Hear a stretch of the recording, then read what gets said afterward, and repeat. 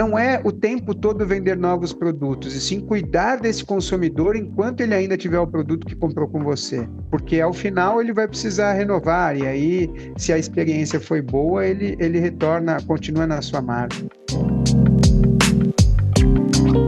Porque uma vez que as plataformas têm inteligência artificial, a jornada, o processo de compra, ele pode começar e terminar dentro da própria plataforma. Não existe maneira certa de fazer a coisa errada, né? Então a gente tem que fazer a coisa certa da maneira certa. Se existe um setor que está e continuará em constante evolução e desafiando os limites do comércio tradicional, esse setor é o e-commerce, também conhecido como comércio eletrônico. Desde a pandemia, as empresas tiveram que se reinventar e acelerar um processo que era nítido que deveria ocorrer.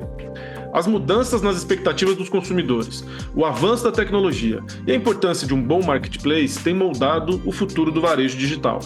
Eu sou Daniel Sakamoto e no episódio de hoje vamos falar muito sobre as tendências do comércio eletrônico e discutir o que podemos esperar para os próximos anos, da integração dos canais ao impacto das novas tecnologias.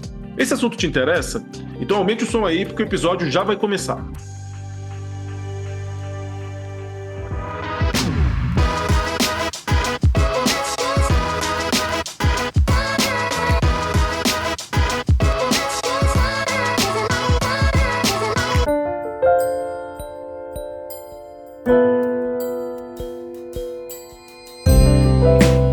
Com mais de 30 anos de experiência no mercado de tecnologia e passando por gigantes do mercado como Epson e Samsung, o nosso convidado de hoje é Fábio de Souza Lima, que há mais de 10 anos está na Lenovo Brasil e atualmente exerce o cargo de diretor de vendas e marketplace da companhia.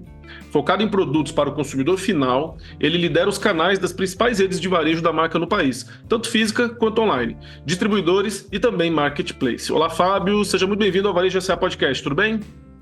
Tudo bem, muito obrigado, Daniel, obrigado pelo convite, obrigado pelo espaço, obrigado por essa introdução aí, nem eu sabia que eu tinha tudo isso, mas que sensacional fazer parte desse episódio e expectativa é essa troca aí e sair daqui um pouquinho melhor do que a gente está chegando. Obrigado, viu? A gente que agradece, tenho certeza que vai ser um bom bate-papo. E para começar, eu queria que você apresentasse para esse nosso público que está ouvindo, empresário, lojista, empreendedor de todo o Brasil, fala um pouco sobre a Lenovo. A gente conhece a Lenovo como marca de notebook, computador, mas a gente sabe que no fundo a Lenovo é muito maior, é uma gigante. Fala para a gente, apresenta um pouco a empresa. Legal. Bom, a gente tem uma atuação global, a gente atua já em 180 países pelo mundo, é uma empresa que fatura 60 bilhões de dólares por ano, tem áreas de desenvolvimento, pesquisa e desenvolvimento espalhadas pelo mundo também, inclusive aqui no Brasil, onde a gente tem uma presença muito grande. Mas para dar uma visão geral do ponto de vista de consumo e os produtos que estão disponíveis assim para os varejistas, né? A gente costuma dizer que a Lenovo é uma empresa, desde outubro de 2023, quando a gente definiu nossa nova trilha de futuro, a gente estabeleceu o modelo, o slogan Inteligência Artificial para Todos. E o que significa essa inteligência artificial para todos? A gente tem o nosso slogan que é From the pocket to the cloud, e na tradução livre é assim, desde o bolso até a nuvem. E o que significa isso? No bolso, porque os smartphones Motorola fazem parte do grupo Lenovo, então a gente começa desde do bolso do usuário, e aí a gente veste o usuário através dos wearables da Motorola, então tem o relógio, tem os fones, tem diversos acessórios para os smartphones. A gente chega na Lenovo na parte de notebooks, e aí tem os notebooks, tem os acessórios para notebooks, tem tablet, e a gente vai evoluindo tecnologicamente do ponto de vista de complexidade até chegar nos servidores, armazenagem em nuvem e uma solução completa para empresas mesmo, uma solução enterprise. Então, é por isso que a gente fala que a Lenovo tem o pacote inteiro para te deixar automatizado e conectado com o mundo, do bolso até a nuvem. Ah, legal. É uma cadeia, né, de suprimentos e de produção em escala global. Exato. A gente, apesar da escala global, a gente sempre opera de maneira local. Então, a nossa liderança aqui no Brasil é um brasileiro, toda equipe, todo time é do Brasil, e a gente opera não só com os nossos times, os nossos talentos locais, como também com produção local. e desenvolvimento local. Tem diversas coisas que a gente desenvolve por aqui, e inclusive exporta a tecnologia para as outras subsidiárias da Lenovo pelo mundo. Ah, legal, legal. Bom, como a gente falou ali na abertura, a gente Uhum. entende que houve aí uma grande mudança em termos de tecnologia e de consumo, especialmente Aham, durante e após a pandemia. A pandemia aham. acelerou todo esse processo e do ponto de vista aqui do Brasil, a gente percebe claramente o quanto que mudou as Uhum. relações de consumo após a pandemia. Como que a Lenovo está enxergando isso e em termos de oportunidades e desafios? Durante a pandemia, a gente, até quando comentavam comigo, com toda a dureza e todos os problemas que acarretaram, uma tragédia humana, ninguém tem dúvida, mas do ponto de vista de negócios, foi um momento onde todo mundo se trancou em casa e precisava de um computador novo. Basicamente foi isso. Porque no computador ele te ajuda a produzir conteúdo e consumir conteúdo. Então, para quem precisa, como nós aqui, imagino que você também esteja numa tela de um computador, te dá um conforto maior, te dá uma tecnologia melhor, e aí todo mundo precisa disso estando em casa para continuar trabalhando, se comunicando, produzindo, etc. Então, a gente experimentou um boom ali, a indústria se reinventou, existia uma demanda muito maior do que a nossa capacidade de produzir. Durante aquele período, basicamente o que eu falava com os varejistas é: entendo, agradeço, somos parceiros, queremos continuar, mas eu não consigo te entregar tudo o que você está pedindo. Eu nunca tinha vivido isso antes na história. Mas o que aconteceu no momento seguinte foi aquilo que a gente chama daquela ressaca, né, do consumo, porque todo mundo antecipou compra, todo mundo tinha um computador novo, e aí o que aconteceu foi que nos anos seguintes, então a gente teve 2020, 2021, aí 2022 começou a cair, 2023 a gente também teve uma queda e 2024 está estável. Qual a expectativa que a gente tem agora? Essas máquinas, já depois de 4 ou 5 anos que começaram a ir para o mercado, precisam ser renovadas. E, além de tudo isso, as novas máquinas, novos equipamentos que virão com a inteligência artificial também, que vai ser um outro impulsionador para essa tecnologia, para esse produto, para o notebook. Então, a expectativa de mercado, o PC, ele flutua um pouco, mas continua muito forte, muito resiliente. A Lenovo tem basicamente um a cada 4 computadores que são vendidos no mundo são Lenovo, de acordo com o IDC. A gente flutua ali perto de 25% de mercado. Então, a gente precisa estar atento a esses movimentos e entregar aquilo que o consumidor precisa no momento que precisa. Eu acho que o momento agora de renovar o parque que foi instalado lá durante a pandemia está chegando. Sem dúvida alguma, a demanda por dispositivos eletrônicos em geral realmente tem aumentado. E como vocês enxergam a experiência do consumidor nesse ambiente mais virtual? Essa questão do Uhum. comércio eletrônico vindo com força, o brasileiro realmente foi aderindo por necessidade naquele momento, mas caiu no gosto. A gente vê que os marketplaces estão cada vez mais consolidados. Como que Uhum. vocês estão enxergando essa tendência do brasileiro estar cada vez mais habituado a realizar suas compras no ambiente eletrônico? É, assim, primeiro foi perder a desconfiança, né? Todo mundo tinha muito medo de comprar online e superada essa barreira, experimentando bons serviços, como hoje a grande maioria entrega nas grandes capitais aí, pelo menos em um dia útil, tudo ficou muito cômodo, né? Então a gente, principalmente a nossa categoria, a categoria de notebooks, de acordo com o GfK, 65% de tudo que se vende para o consumidor final se vende através do online, Olha aí. seja ele o varejo online ou o marketplace, né? Uhum. Acho que cabe a gente comentar um pouquinho desse tema também. Mas eu tenho uma visão bem particular sobre isso, Daniel, porque se você vai até uma loja, né? Você enfrenta o trânsito, para no estacionamento de um shopping, entra lá para ser atendido. Normalmente o consumidor já tem muita informação e aí ele vai desafiar o vendedor para tentar entender qual é a melhor opção para ele. E aí depois, quando ele compra a caixa, o preço, as condições, quer dizer, eu peguei aquela caixa, é exatamente a mesma que eu ia comprar e receber online, por que que eu vou passar por todos esses passos se no dia seguinte já chega em casa, né? Então, o meu desafio para os varejistas físicos é que essa divisão 65 online e 35 varejo físico, ela existe por causa da comodidade, mas também porque a gente não tá deixando de oferecer serviços e adicionar valor nessa cadeia. Por exemplo, se hoje existem empresas que tratam do trade-in, né? Pegam o seu produto antigo, te dão um valor por isso e dão ou ele vai para um mercado secundário, onde pessoas que querem comprar um produto que vai passar por um processo de recuperação e estar pronto para venda, ou se não for possível, ele vai ter a destinação correta e de maneira ecológica. Já existem empresas especializadas nisso.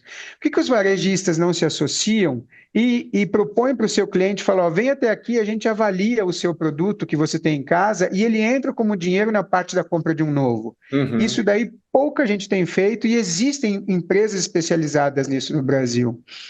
E o segundo ponto, por exemplo, de serviço, e eu sempre falo que eu pagaria por esse serviço, quando eu vou comprar um novo computador, se tivesse o serviço de migração dos meus dados, das minhas configurações, de uma maneira segura, do meu computador antigo para o novo, e depois o meu computador antigo tivesse todos os dados resetados para ninguém ter mais acesso, e ainda comprassem esse meu computador antigo, eu pagaria por esse serviço. É muita comodidade. Então, e isso é o tipo de coisa que vai ser muito mais difícil você fazer no processo online do que num varejo físico, que tem essa possibilidade de oferecer esse serviço na loja, né? Você está falando aí de um pouco da inspiração do que já existe no mercado de smartphones, né? Esse Aham, exemplo que você deu, não em escala total, mas em grande parte a gente vê que no mercado de smartphone é assim, é mais comum aceitarem o seu smartphone antigo e essa migração de dados é realmente um grande serviço e tem muito valor. aham, E aham, isso vai acabar sendo aproveitado também no mercado de notebooks, né, e desktops, de maneira geral. Você falou um pouco aí sobre essa diferença do varejo online e de marketplaces, que na sua opinião, isso aham. é uma diferenciação relevante. De que ponto de vista você diferencia o varejo online do marketplace? Tá. Só para conceituar um pouquinho o marketplace e ter toda a audiência conosco nesse conceito, esse conceito foi o acadêmico Jim Collins que planilhou ele pela primeira vez e apresentou para um cara chamado Jeff Bezos, que era o fundador da Amazon lá no ano 2000, e disse para ele, ó, ao invés de só vender produtos seus, você deveria ter outras lojas dentro do seu site vendendo outros produtos e muitas vezes até concorrendo contigo. Naquele momento, parecia uma loucura, mas esse cara topou e em novembro do ano 2000 ele lançou efetivamente o marketplace plugando lojas de diversos sellers, né, que é como a gente chama, quem vende dentro de uma plataforma digital, a gente chama de seller. Então, ele plugou diversos sellers para vender dentro da Amazon também, concorrendo com a sua própria venda direta. O que parecia uma loucura, virou, na verdade, uma tendência. E por uma razão simples, né? É, primeiro, porque mais variedade de produto atrai mais consumidor. Se você tem mais consumidor, você atrai mais vendedor. Se você tem mais vendedor e mais opções de produto, os preços tendem a cair. E se você tem mais opções de produto e menores preços, então você atrai mais consumidor. Você cria um ciclo virtuoso que ele chamou lá de flywheel effect, que a tradução seria algo como a nossa roda da fortuna. Então, o marketplace gera esse movimento de que quanto mais você vende no marketplace e mais tem vendedores pendurados na sua plataforma, mais você vai atrair gente, vai atrair consumidor. Tanto é verdade que em 2021 o comércio eletrônico global foi superado pela venda de marketplace versus a venda do varejo eletrônico normal. A venda do marketplace hoje, de tudo que a gente compra, já é maior do que a venda tradicional de varejo. E como a gente identifica isso? Quando a gente está pronto para comprar um produto, a gente tem que ficar atento e ler ali vendido e entregue por. E ali tem o nome de quem é esse vendedor. Muitas vezes pode ser até o dono da plataforma, porque ele já estoca esse produto e já envia mais rápido para sua casa com a sua própria estrutura logística. Mas às vezes sai direto do fabricante e vai direto para a casa do consumidor. A Lenovo tem um processo interno que a gente chama de full commerce. A gente produz na nossa fábrica, que fica em Indaiatuba, no interior de São Paulo, estoca o produto, estamos plugados nos marketplaces e quando a gente recebe uma ordem de qualquer plataforma, seja ela a Amazon, Fast Shop, Magazine Luiza, Casas Bahia, Carrefour, Banco Inter, tem diversas plataformas digitais. Quando a gente recebe uma ordem deles, a gente separa esse produto, embala ele individualmente, coloca numa transportadora e faz todo o acompanhamento até chegar na casa do consumidor. Então, e a plataforma que a gente tem tecnológica é da Lenovo e a gente usa globalmente e localmente a gente faz algumas adaptações, como para nós aqui, que somos o único país até o momento que temos o Pix. Então, a gente tem uma plataforma que funciona globalmente, mas no Brasil tem uma outra modalidade de pagamento diferenciada, que é o Pix. Ah, legal, legal. Não, e a gente entende que esse conceito de marketplace, ele inclusive evoluiu, especialmente começando lá na China, para um conceito de ecossistemas, né, de produto, serviço e solução.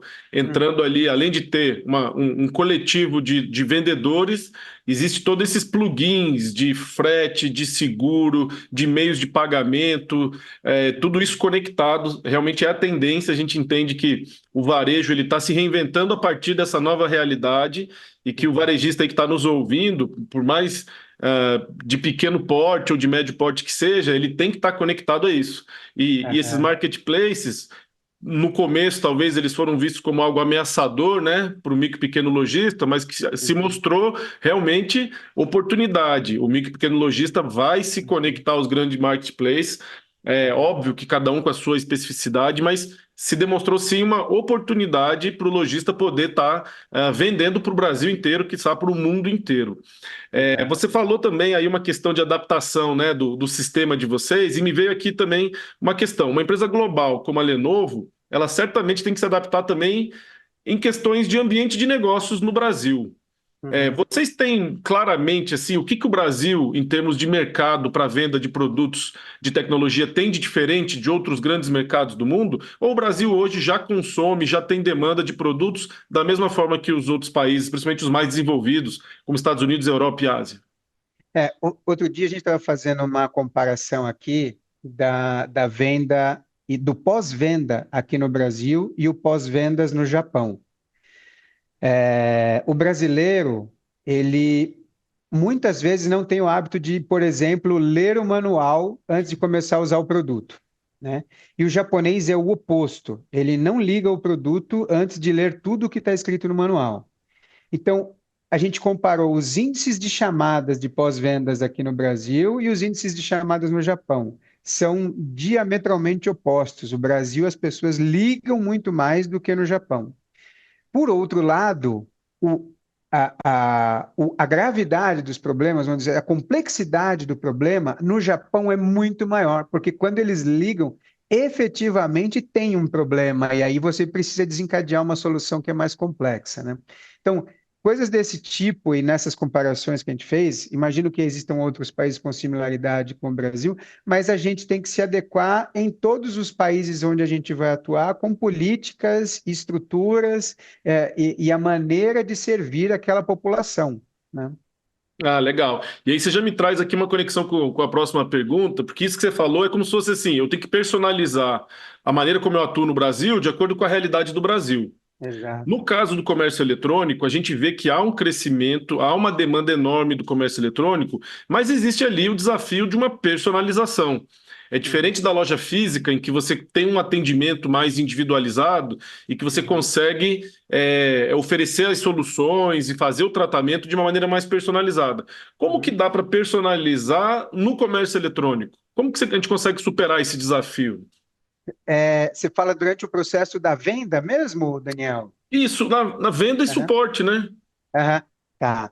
Então, durante o processo da venda, eu acho que a gente tem que evoluir para um próximo passo, que ele é controverso porque ele desperta muitas paixões. Então, o futuro da venda para tornar a venda mais acessível e talvez mais didática e autoexplicativa para o consumidor, eu acho que ele passa num primeiro momento agora, ou por live commerce, onde as pessoas fazem demonstrações mais longas e apresentam todos os dados do produto e o consumidor pode ver antes de fazer a aquisição, para ter certeza do que ele está comprando, ou talvez pílulas mais curtas, onde você pega os principais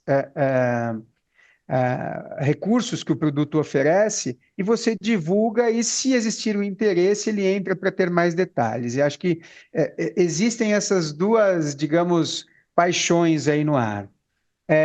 O TikTok tem sido um bom modelo para se gerar, viralizar a maneira como você usa um determinado produto. E estive recentemente, até falando para o seu público, recentemente num evento do Magalu, onde foi direcionado para os sellers, né? Então, todo mundo que tiver plugado lá na plataforma pode usar. Se você fizer um vídeo para o TikTok e esse vídeo do TikTok viralizar, eles vão pagar para você além da sua venda. Eles pagam pela viralização da Uhum. venda. E além da viralização da venda, você ainda vai ter a receita da sua venda dentro da plataforma. Então, eles estão pagando pela criação de vídeo. E isso por quê? Porque isso daí vai gerar mais tráfego dentro da plataforma, ele entra para comprar o produto que você está divulgando, mas uma vez lá dentro, as plataformas têm as ferramentas para atrair ele e fazer com que ele acabe comprando outros produtos, né? Uhum. Agora, do ponto de vista da, do pós-venda, daquilo que a gente tem a venda online, é, existe uma parte que a gente vai poder automatizar, e os chatbots com inteligência artificial estão ajudando muito nisso, e de verdade tem resolvido muitos problemas. A gente consegue aqui, adotando algumas tecnologias, resolver, mas o atendimento humano, o treinamento e a capacidade de resolução ali é fundamental. E ficar de olho também no Reclame Aqui, né? Porque a gente muitas vezes o problema começa por lá e a gente tem uma estrutura dedicada para resolver esses problemas lá, não deixar com que eles cresçam para manter o nosso índice de atendimento lá, o índice de satisfação do consumidor. Porque hoje muita gente já consulta isso, né? Muita Claro. gente preocupado com a pós-venda vai olhar qual é a reputação que a sua empresa tem. Reputação realmente é uma palavra-chave hoje. Já era, né? Mas hoje em dia está cada vez mais fácil você ter acesso à informação, então a reputação é um elemento fundamental, seja no comércio de loja física ou no eletrônico. Um outro elemento que a gente aqui acompanha, né, do varejo, e a gente entrevista muita gente, fala com muita gente, fica muito evidente o quanto é valioso você saber lidar com dados.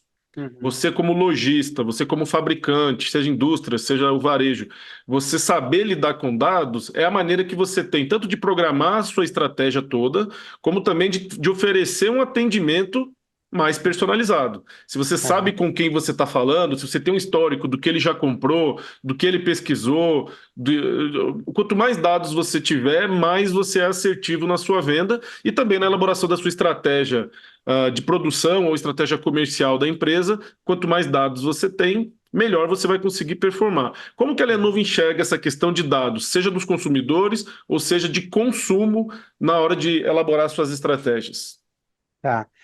Do ponto de vista de uma indústria abastecendo os nossos parceiros de varejo, eu diria que a quantidade de dados que a gente gera, a gente não consegue nem consumir. A gente precisa escolher uma parte desses dados para a gente olhar eles com profundidade. Então, a gente sempre recebe estoque, venda, venda por loja. E a gente sempre analisa, uma vez por semana, em time, o que está acontecendo com os nossos parceiros e por que essas vendas estão caindo ou subindo em determinados itens. Para quê? Isso alimenta a nossa informação e a gente alimenta a fábrica com aquilo que a gente precisa fornecer para manter o parceiro sempre abastecido, né? Mas, além disso, a gente também olha do ponto de vista do consumidor, né? Ter uma plataforma estável, estar 100% do tempo disponível, manter esse contato direto, até para abastecer também o nosso CRM para que a gente possa ter uma relação com esse consumidor que venha comprar o produto ao longo do tempo, é fundamental. Então, a gente tem cuidado muito desse dado das pessoas para que ao longo do... Não é o tempo todo vender novos produtos, e sim cuidar desse consumidor enquanto ele ainda tiver o produto que comprou com você, né? Porque ao final ele vai precisar renovar, e aí, se a experiência foi boa, ele retorna, continua na sua marca, né? E a Ou na gente tem sua loja. visto que, especialmente pós-pandemia, a gente entende que existe um novo consumidor. Esse novo consumidor tem aí novas prioridades, novos hábitos, ele está buscando cada vez mais uma conexão com as Uhum. marcas, produtos e serviços que ele consome, e existe Aham. aí um impacto cada vez maior das redes sociais. Você comentou aí do valor do TikTok, o quanto que ele tem sido utilizado na parte do comércio eletrônico, o live commerce também com seu impacto grande. Do ponto de vista da Lenovo, como que vocês têm visto o impacto das redes sociais na evolução do comércio eletrônico? As redes sociais, elas são fundamentais para você estabelecer uma conexão que ela vai muito além de falar de produto, recurso, velocidade, etc. Através das redes sociais, a gente tem criado um link com o consumidor através dos nossos embaixadores que mostram, olha que legal esse produto que eu comprei. Às vezes a gente não fala nada, a gente só fala, olha que bonito, né? Olha esse design, olha como é fácil de transportar, olha como eu carrego ele na mochila. Então, muitas vezes, a opinião dos nossos influenciadores dentro das redes sociais gera uma conexão, e aí você vê, quando muda a comunicação, ao invés da gente receber algumas informações e dúvidas, vem sempre aquele monte de coraçãozinho ali de curtida ali na postagem, e a gente vai aproximando do consumidor, aumentando o número de seguidores e tal, para fazer a mensagem chegar de uma maneira mais rápida e clara para ele, né? Mas fora isso, a gente também utiliza para venda de produto, para falar de ações que a gente apoia. Então, por exemplo, o Instituto Ayrton Senna é uma delas. Para falar de ações mais estruturadas que a gente tem, como, por exemplo, o nosso patrocínio de Fórmula 1. Então, ele permeia uma série de atividades que a companhia tem para criar essa conexão. A gente não fica falando só de compra aqui, é o cupom, acho que vai muito além disso a gente utilizar as redes para a gente manter essa conexão.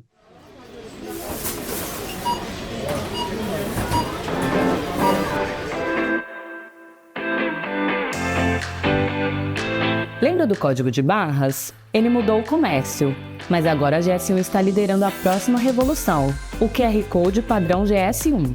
Com mais dados, mais segurança e rastreabilidade completa, essa tecnologia vai transformar a cadeia de suprimentos. Imagine escanear um único código e acessar informações detalhadas, controlar a validade de produtos e garantir uma experiência de compra transparente. O QR Code padrão GS1 oferece isso e muito mais. GS1, liderando a revolução digital. Conheça mais e evolua o seu negócio. Acesse gs1br.org. O consumidor ele não quer apenas consumir, ele quer realmente ter uma conexão com a marca, ele quer se engajar. O coraçãozinho é uma prova de engajamento com aquilo que você fez, existe ali Aham. uma aproximação, então isso é muito importante. A gente sabe que um outro ponto que o consumidor está valorizando, está de olho e está cada vez mais conectado com as empresas é a questão da sustentabilidade. É um tema que cada vez mais faz parte das relações de consumo. As pessoas estão Uhum. olhando isso na hora de escolher a marca, ou para defender a marca, ou para criticar uma marca. Como que a Lenovo enxerga o tema da sustentabilidade? Como que você vê o impacto disso hoje nas relações de consumo? É. Hoje está na moda falar de ESG, né? Que é Isso. o ambiente, o social, e a governança das companhias, né? Governança porque não existe maneira certa de fazer a coisa errada, né? Então a gente tem que fazer a coisa certa da maneira certa. A gente tem, inclusive, um compromisso de zerar a emissão de carbono até 2035. Esse é um dos objetivos da Lenovo, que a gente precisa alcançar nesse prazo. A Lenovo é uma empresa muito conectada, então, como eu falei, por exemplo, a parte social entra uma das ações que é o Instituto Ayrton Senna, a parte de ambiente entra esses compromissos que a gente tem estabelecido em emissões de carbono. A gente vende também como serviço créditos de carbono de ações que a gente também tem feito.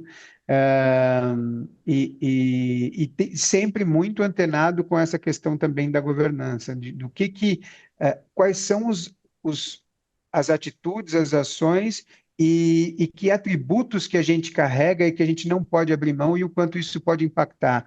Muita gente tem nessa agenda só um lado das despesas que isso acarreta e a gente vê que isso daí traz uma receita adicional quando a gente se mostra de uma maneira que o consumidor se sente, valoriza os atributos da Lenovo, da nossa marca, de tudo que está conectado, e ele realmente acredita que se uma empresa socialmente responsável, ele quer estar conectado com ela por um longo tempo. Sem dúvida alguma. A gente acredita também nisso e a gente tem visto que quem está se destacando também tem esse olhar. Se ESG, a gente disse aqui agora que é dos temas do momento, sem dúvida alguma, um outro tema do momento, que não se fala em outra coisa, é a inteligência artificial. Uhum. Como que a Lenovo tem visto a inteligência artificial e como que a Lenovo acredita que isso vai impactar as relações de consumo no curto prazo? Tá. A Lenovo vê a inteligência artificial de duas maneiras. Uma é olhando para dentro, que é como é que a gente vai adicionar inteligência artificial nos nossos produtos para que ele melhore a vida das pessoas. E a outra é de fora para dentro, do ponto de o que existe já de aplicação de inteligência artificial que a gente pode aplicar na nossa companhia para melhorar os nossos processos, né? De uma maneira que a gente entende que o mundo da inteligência artificial ele vai ser híbrido e em três camadas. Primeiro, é a inteligência artificial pública. Segundo, a inteligência artificial privada. E terceiro, a inteligência artificial individual. Vou dar alguns exemplos. Uhum. A pública. A pública é o ChatGPT. Ele tem informação de tudo, ele sabe de tudo, ele coletou e foi treinado com um modelo para capturar tudo que existe de informação digitalizada e está disponível para você utilizar. Então, ele é público porque tudo que existe de conhecimento dele é um conhecimento público, tá? Eu vou dar um exemplo de uma inteligência artificial privada e aí eu vou utilizar um exemplo da Lenovo. A Lenovo, através dos nossos engenheiros, desenvolveu aqui no Brasil uma maneira de habilitar pessoas que se comunicam através de Libras, que é a linguagem brasileira de sinais, para se comunicarem com qualquer pessoa que tem um tipo de comunicação verbal, com quem fala. Então, eu falo, mas eu não sei me comunicar em Libras. E quem se comunica em Libras muitas vezes gostaria de falar comigo. O que nós fizemos? A Lenovo treinou diversos modelos, pessoas que se comunicam em Libras, porque mesmo em Libras, os sinais nas mãos, eles são diferentes de pessoa para pessoa. Então a gente teve que captar diversas informações de diversas pessoas durante muito tempo para criar uma imensa base de dados de gestos. Aí a gente precisou evoluir isso, porque, por exemplo, quando eu estou falando manga, eu estou falando da manga da camisa ou a manga fruta. E aí eu precisava interpretar isso no contexto daquilo que precisava ser dito. E depois de interpretado, eu precisava transformar isso em vetores e transformar isso numa inteligência generativa, para que, quando alguém estivesse se comunicando em Libras, pudesse sair uma informação do outro lado. Enfim, para transformar uma grande história em curta, os nossos engenheiros desenvolveram uma maneira onde você se comunica em Libras e do outro lado sai uma comunicação verbal sai uma voz e conversa com você. Você vai responder com a sua voz e vai sair um gesto para quem se comunica através de Libras entender o que você está falando. Essa base de dados existe, está pronta, já foi testada e pertence à Lenovo. A gente pode utilizar isso em diversas aplicações que vão surgir daqui para frente. E, por fim, a inteligência artificial individual. Hoje a gente tem nos nossos computadores, a gente está acostumado a comprar pelo processador, né? Aí eu quero comprar um Core i3, ou um Core i5, ou um Core i7. Para aqueles que são gamers, ou médicos, ou engenheiros, ou arquitetos, eles gostam de ter um outro processador, que é uma placa gráfica que vai dentro do computador, né? Muita gente fala, qual é a placa gráfica que está aí dentro? Eu quero um que tenha essa placa gráfica que vai me permitir fazer outros serviços. E aí vem um terceiro processador dentro do computador que vai se chamar NPU, que é uma unidade de processador neural. Se eu fosse resumir, eu diria o seguinte: o processador da máquina é o zelador. Ele cuida de apagar a luz, fechar as portas, deixar tudo arrumadinho. A placa gráfica é o artista. Ele cuida de criar as imagens, criar os efeitos, etc. E a NPU é o professor. Ele sabe como se comunicar de uma maneira que a gente vai conseguir entender. De tal maneira que antes a gente comprava um computador e a gente tinha que aprender como o computador falava. Agora a gente compra um computador e ele vai aprender como a gente fala. Nesse último nível, que é o nível individual, a gente vai superar em muito aqueles. A gente já usou algum assistente pessoal de voz e a gente toda hora tem que dar o comando, chama ele, faz uma pergunta e obtém uma resposta. Isso vai mudar completamente. O nosso computador, quando tiver a unidade de processamento neural, vai ser o nosso melhor amigo. Por quê? Quanto mais você usa, mais ele conhece sobre você. O ChatGPT, por exemplo, sabe tudo do mundo, mas não sabe se você é casado, se você tem filhos, se você tem pet, quais são os seus hobbies, e o seu computador vai saber tudo isso, a tal ponto que quando você disser, olha, estou indo viajar para Indaiatuba, para pegar uma cidade aqui pertinho, ele vai dizer, eu sei que você gosta de ficar nesse hotel, quer que eu reserve? No sábado vai fazer frio, leva um agasalho. O seu restaurante vai estar fechado nessa data. Quer que eu veja algum outro para você? Ele vai ficar te perguntando, baseado nos seus hábitos, tudo que é o consumo. Então, tudo isso vai evoluir muito rápido. Agora, falando especificamente da maneira como a gente vai comprar, a experiência que eu vi que mais me impactou esse ano foi que a Amazon está criando um modelo de inteligência artificial que muda completamente o nosso hábito de consumo. A gente vai deixar de comprar produto e a gente vai comprar por ocasião. Me explico. Imagina que você quer fazer uma festa para uma criança e aí você precisa entrar lá no site e você vai ter que comprar a toalha de decoração, os balões, os convites, os copos, os descartáveis, e tudo mais que você precisa para montar uma festa. Esse primeiro exemplo da Amazon, ele chama Rufus, é uma tecnologia, se a gente quiser, quem quiser buscar aí pode ver, até para se preparar para esse momento.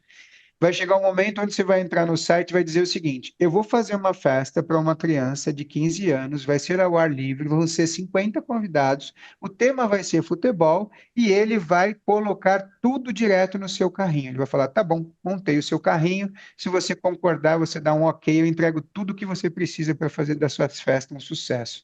Então, a gente deixa de comprar por produto e passa a comprar por ocasião. Aí muda completamente o algoritmo, quer dizer, o que eu faço hoje para aparecer dentro de um site vai ser diferente do que eu vou ter que fazer para fazer parte de uma ocasião e que vai me permitir entrar no carrinho sem mesmo ele saber quem eu sou.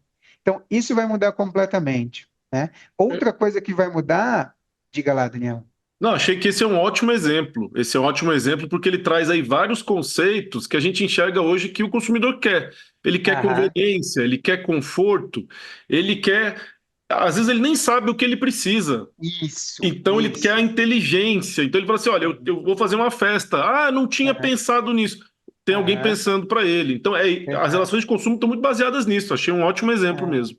E a decisão dele no final vai ser o que eu não quero do que você me ofereceu. Você montou meu carrinho, eu defino o que eu não quero, retiro do carrinho e compro o restante que ele indicou, né? Realmente o impacto da inteligência artificial, a gente realmente tem que ficar muito atento, porque além de ser um impacto grande, está cada vez mais rápido, né? A gente tem visto, a gente está falando muito disso e a cada dia vai surgindo novas aplicações e realmente, tanto a gente como consumidor ou a gente como empreendedor, a gente precisa estar de olho nisso, porque é um momento da história, acho, muito diferenciado e que é preciso que as empresas e os líderes façam essa condução para que realmente o impacto ele seja muito mais positivo do que negativo. Você deu um exemplo aí de uma aplicabilidade social, de você pegar a linguagem Libra e conseguir fazer uma conversação baseado no que há de tecnologia hoje. Então, realmente, a gente tem que se preparar para esse futuro. E no caso dos marketplaces e do e-commerce em geral, o que você vê de impacto para o futuro que o nosso empresário precisa ficar atento? Quem está nos ouvindo aqui não pode deixar de prestar atenção em qual movimento de tecnologia voltado para o comércio eletrônico, na sua opinião, Fábio? Eu acho até que linkado com esse exemplo, hoje a gente costuma dar muita atenção aos mecanismos de buscas, né? Porque a compra começa na busca, depois eu vou para um segundo passo, onde eu vou para os vídeos para olhar o que as pessoas que fazem as avaliações dos produtos estão dizendo sobre eles, e depois eu vou fazer uma busca de produto ou preço para entrar numa plataforma que vai me oferecer aquilo que, pela minha pesquisa, é o que eu quero comprar.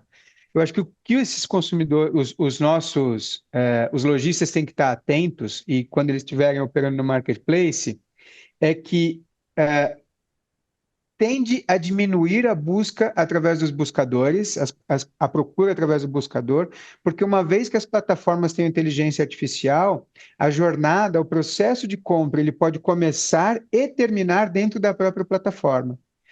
Dentro da plataforma, você vai comparar produtos, você vai comparar review, você vai comparar benefícios, qual consome mais energia, qual tem maior durabilidade, qual tem uma garantia maior. Tudo isso que é comparável entre os produtos vai ficar de uma forma muito mais simples.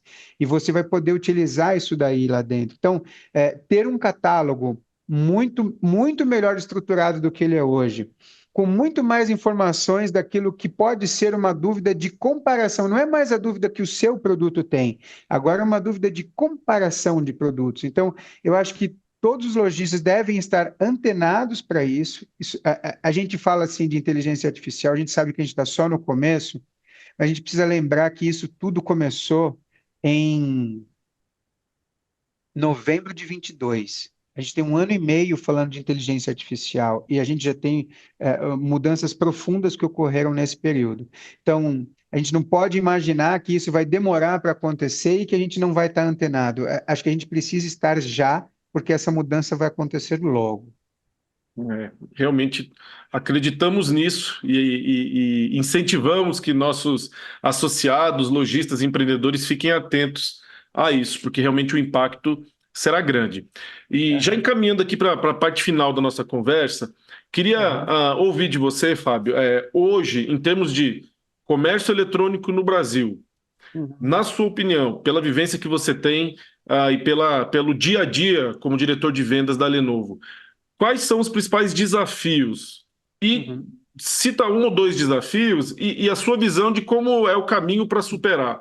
Para esse empreendedor que está nos ouvindo e que já atua no comércio eletrônico ou que está entrando no comércio eletrônico, acho que é interessante a gente destacar hoje, no ambiente brasileiro, o principal desafio do comércio eletrônico e a sua visão de como superar esse desafio para ter melhores resultados em vendas. Tá. O primeiro que eu queria destacar está muito linkado ao que a gente falou de marketplace. Ele é tendência, é inevitável que a gente participe dessa plataforma, mas ele não pode ter um espaço muito grande do seu negócio, porque quando a gente está no marketplace, a gente está construindo uma casa em um terreno alugado.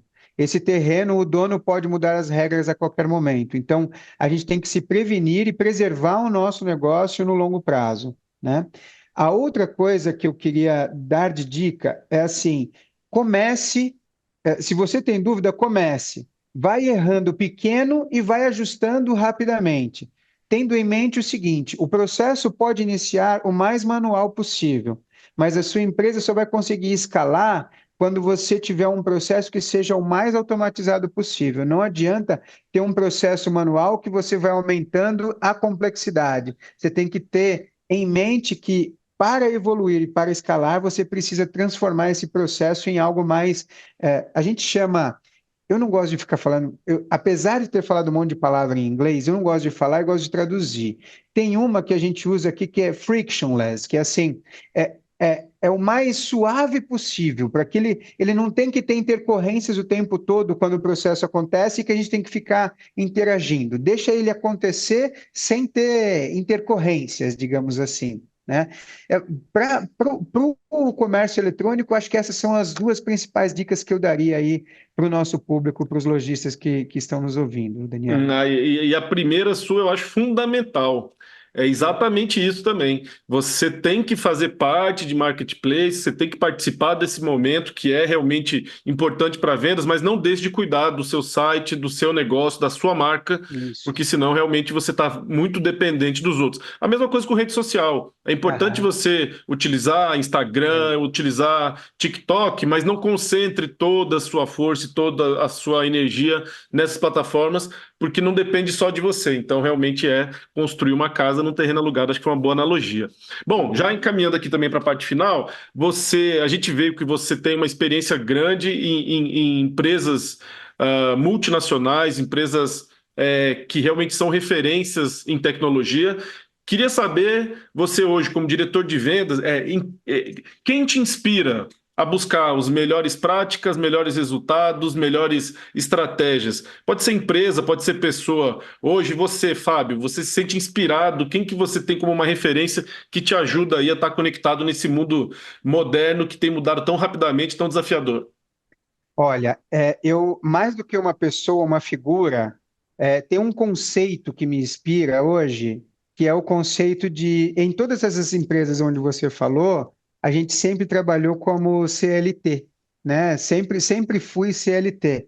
E hoje eu digo que eu faço um esforço grande para evoluir para um CLTJ, porque o que significa isso? Uma coisa é tudo o que eu faço no meu trabalho durante o dia, que é CLT, sem perder a capacidade de olhar para mim como uma entidade jurídica que precisa se renovar para continuar vivo. Tudo depende do meu futuro, do quanto eu vou consumir de conteúdo ou quanto eu posso aplicar. Então, eu tenho, assim, quase como uma disciplina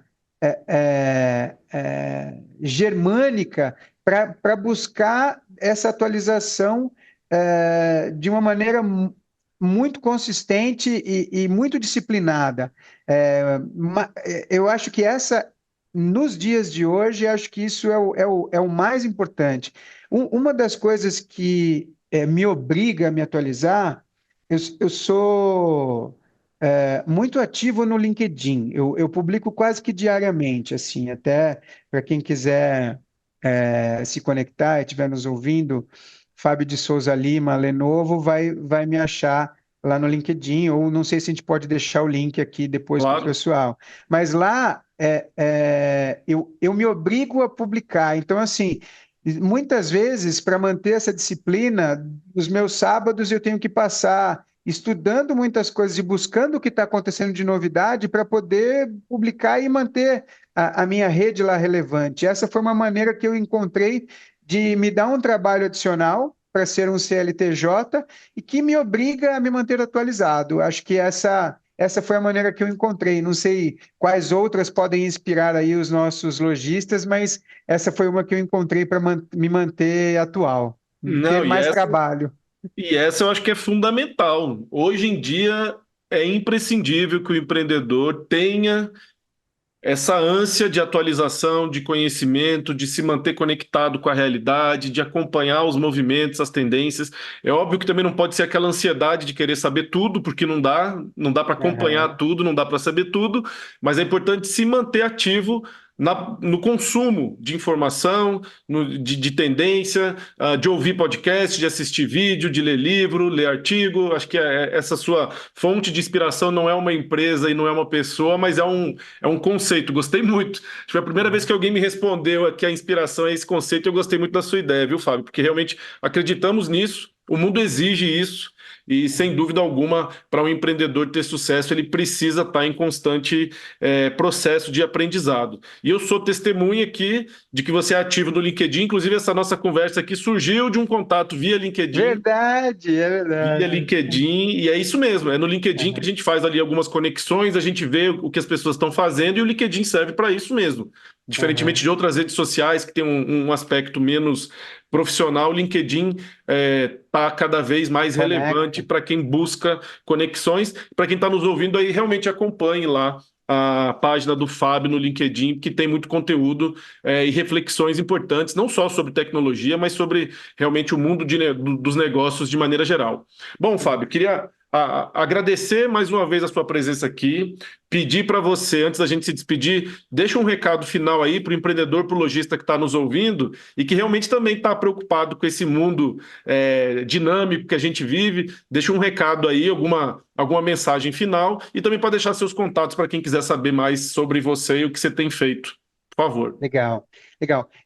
O recado final é que, apesar de toda essa tecnologia que a gente está vivendo, a gente tem muita coisa que a inteligência artificial ainda não vai superar. Então, a inteligência humana, o bom gosto, o disruptivo, porque ela é sempre feita baseada naquilo que aconteceu no passado. Então, a sabedoria humana, o conhecimento humano e a nossa capacidade de inovar e de ter coragem para mudar as coisas como são feitas hoje, vão continuar existindo. Então, por mais que existam tecnologias, elas vão só nos ajudar a ser melhor e acredito muito que a gente jamais vai ser substituído por qualquer inteligência que exista, porque enquanto a gente estiver alimentando essa inteligência e ela puder alimentar, a gente vai continuar ainda se servindo dela para fazer melhor o que a gente já faz hoje. Muito bem, muito bem, muito bem. Conversamos hoje com Fábio de Souza Lima, diretor de vendas e marketplace da Lenovo aqui no Brasil. Muito obrigado por compartilhar a sua experiência. E a gente fica por aqui. Se você gostou desse episódio, não deixe de curtir, de compartilhar e de se inscrever no nosso canal para ser notificado quando o próximo programa for ao ar. Na semana que vem tem mais. Um abraço e boas vendas.